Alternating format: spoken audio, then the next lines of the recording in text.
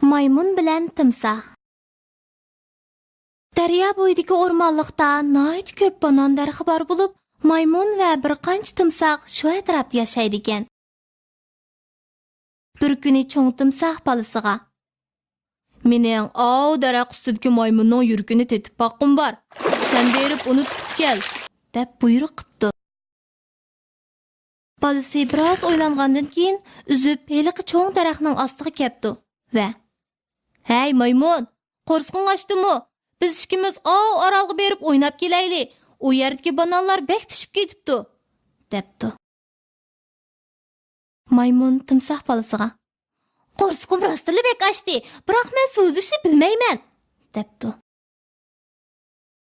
Timsoh bolasi: "Men seni ustimga mingizib o'tkazaman", debdi.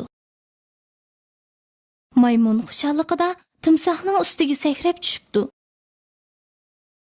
Timsoh bolasi maymunni ustiga mingizib, tuyuqsiz suvga cho'kishga boshlabdi. Maymun dam ololmay: "Sen nim qilmoqchi?" deb varqirabdi. Timsoh bolasi: "Onam sening yurkingni tetib boqmoqchi ekan. Men seni uning yeniga elib ketyapman", debdi. Maymun: "Sen boldir degan bo'lsang, yurkimni elib kelatdim emasmi?